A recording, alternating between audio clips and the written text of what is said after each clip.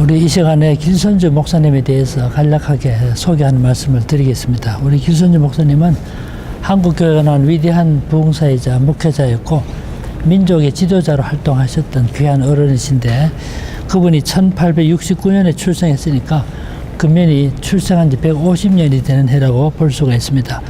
3월 15일 날 평남 안주에서 출생하셨는데 4살 때부터 어머니에게 한학을 배웠다고 합니다. 그러다가 7살 때 공식적으로 한학을 공부하기 시작했고 12살 때는 심지어는 한시를 지었다 그럽니다. 십지부동 의익상이라는 시인데 10손가락을 움직이지 않지만 이 옷장에 옷이 가득하다는 그런 시인데, 그 당시 12살 나이로 이런 시를 지는 일은 쉽지 않은 일입니다. 그래서 어떤 분은 길선주 목사님을 가르쳐서 한시 인물이다, 시인이기도 하다라고 말한 적이 있습니다.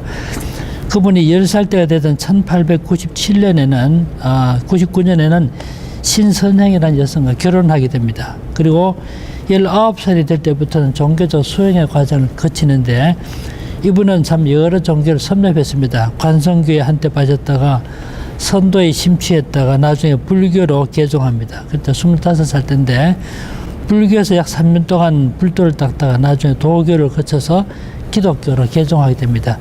이때 그 나이 28세인데 이 길선주 목사님이 여러 종교를 섭렵하고 또 이동했기 때문에 우리 유명하신 우리 김명옥 박사님은 길선주 목사님을 가르쳐서 한국의 어거스틴이다 이렇게 재미있게 표현한 적이 있습니다. 이 종교적인 구도를 통해 여러 종교를 섭렵한 이후에 드디어는 기독교 복음만에 참된 생명과 진리가 있다는 사실을 깨닫고 기독교로 개종하게 됩니다.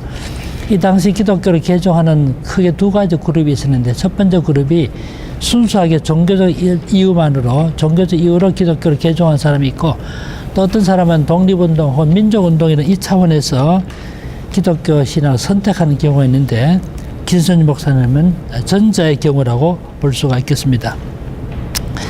길 목사님이 나중에 목사가 되지만 1897년도 그의 나이 28세 때인데, 이때 개종하고 나서 그레햄 리라고 이길함 선교사에게 세례를 받습니다.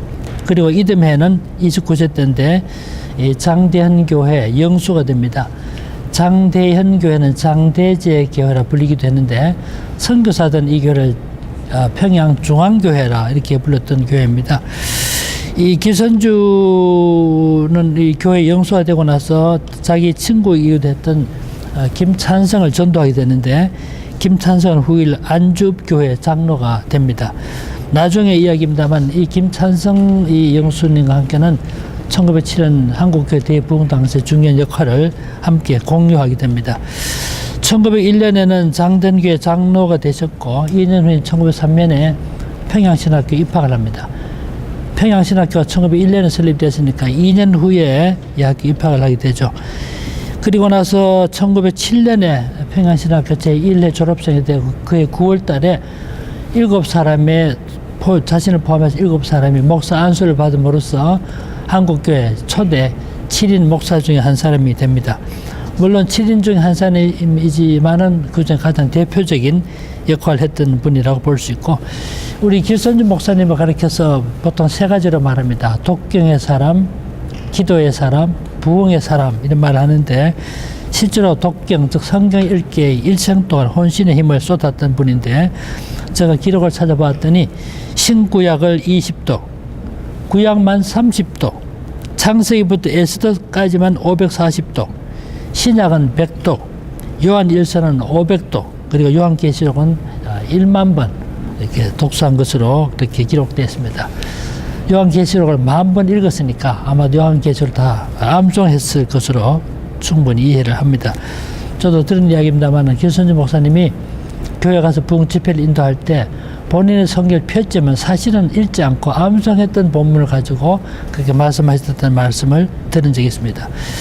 이 길선주 목사님을 가르쳐서 이 기도의 사람이라 부르기도 하는데, 오전에는 아침 9시, 저녁에는 10시, 정오기도, 철학기도 이 같은 그 정한 시간을 두고 정말 열심히 기도했던 분인데, 이분이 보통 하루에 1시간 내지 2시간 동안 기도했다 그럽니다. 이런 점 때문에 그분을 가리켜서 기도의 사람이라 부르게 된 것 같고, 1906년 가을 무렵부터 우리나라 새벽 기도가 시작됐다고 보통 보고 있는데, 물론 그 이전에도 새벽에 모여서 기도했던 흔적은 있습니다만은 교회가 공식적으로 1906년 가을부터 새벽 기도를 하게 됐는데, 이 우리나라의 독특한 기도 관행인 새벽 기도를 시작한 분이 바로 길선주 목사입니다. 또 부흥의 사람이라 부릅니다만 이분이 우리나라 교회 부흥에 큰 역할을 했음을 우리가 알 수가 있습니다. 1920년대 우리나라 유명한 부흥사가 김익두 목사였고, 1930년대 이용도 목사님이 중심 인물이었는데, 길선주 목사님은 이 두 분과 함께 한국교회 부흥을 주도했던 대표적 인물이었습니다. 아시는 바처럼 우리나라에서 1903년 원산 부흥을 시작으로 해서 1907년 대부흥으로 발전해 가는데, 1907년 대부흥이 평양을 중심으로 해서 우리나라 전 지역으로 확산돼 갑니다. 1월 14일 날 15일 날 결정적인 사건이 일어나는데, 이때도 길선주 전도사님은 그 당시에는 전도사였는데 1월 달이니까 1907년 1월 달이니까 그때 장대교회 담임 목사임에도 불구하고 회중 앞에서 자신의 죄를 고백합니다. 이것이 중요한 기폭자가 되어서 1907년 엄청난 부흥의 물결로 파도치게 만들어져가는 위대한 부흥의 역사를 이끌어가게 되죠.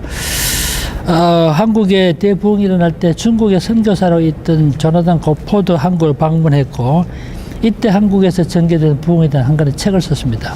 성령께서 조선을 휩쓸 때라는 책인데, 이 책에 보면 길선주 목사의 회개가 그리고 그분의 기도가 한국의 부흥을 일으키는 중요한 시작이 됐음을 지적하고 있습니다. 이분은 부흥의 사람이자 동시에 목회자였습니다. 이분이 1907년 목사 안수를 받고 나서 20년 동안 1927년까지 20년 동안 평양 장대교회 담임 목사로 심무했습니다. 이 기간 동안에도 많은 일을 했습니다만은 이 목회 활동을 통해서 수많은 인물들을 배출해냅니다. 제가 통계를 찾아보았더니 1922년 이후에 500회 집회를 했던 것으로 보이고요. 1905년부터 이분이 영술이 일한 때인데 1905년부터 1935년까지 30년간 설교했던 횟수를 1만 7천 번 설교했던 것으로 알려져 있습니다. 영국 유명한 부흥사 조지 히필드가 1만 8천 번 설교했는데 길선주 목사님 1만 7천 번 설교했으니까 엄청난 설교를 하신 분임을 알 수 있고, 길선주 목사님이 이동했던 거리를 계산해 보니까 약 8만 킬로미터입니다. 지구가 4만 킬로미터니까 지구를 2번 돌아다닌 그런 먼 거리를 여행하시면서 복음을 전했던 그런 인물이었음을 알 수가 있습니다. 길선주 목사님은 아주 보수적인, 신학적으로 말하면 아주 보수적인 인물이었습니다. 길선주 목사님의 정신적 제자가 박형영 박사라고 말하니까 한국교회 보수주의 신앙 형성에 큰 영향을 끼쳤음을 알 수 있고, 이 점에 대해서는 이미 여러 차례 지적을 해온 바가 있습니다. 그러면서도 이분에게 독특한 생각이 있었는데, 교회당 건물도 한국식으로 건물 짓고, 찬송도 예배음악도 우리 고유한 악을 이용해야 된다고 보았던 일. 또 그 당시 관례에 따라서 남자 여자 좌석을 구분했는데 이 구분석을 없앰으로써 그 당시 아주 전향적인 생활을 했었던 그런 분입니다.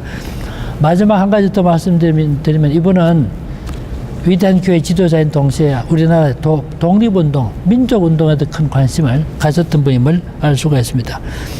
1910년 한일 합방 이후에 이분이 태극기를 교회 강단 지붕에 강단 그 다락에 숨겨놓고 언젠가 자유롭게 태극기를 개양할 날을 기대하고 기도했다고 알려져 있습니다. 독립협회 평양 지부가 만들어질 때도 같이 참여했고 안창호 선생과 함께 이때 특별 강연을 했던 것으로 알려져 있습니다. 특히 1911년 백오인 사건 때 그 아들 길진양 맏아들이 이 사건에 연루돼서 2년 동안 투옥되어 있고 나중에 곤문으로 죽게 됩니다. 이 사실을 경험하면서 조국과 민족에 대한 특별한 관심을 가졌던 것으로 보이고 1919년 3.1운동 당시는 민족 대표 33인 중에 한 사람으로 특히 지도적 위치에서 참여했음을 알 수가 있습니다. 이런 점을 다 통틀어 생각해 볼 때 이분은 우리나라 민족의 위대한 부흥사이자 목회자였고 민족운동에 앞장섰던 그런 분이었다고 볼 수 있고, 이 길선주 목사님이 한국에 큰 영향을 끼쳤기 때문에 그분이 남긴 신앙의 유산들이 오늘까지 계속된다고 볼 수 있습니다. 김순재 목사님 어떤 분인가에 대해서 간략하게 소개해 드렸습니다. 감사합니다.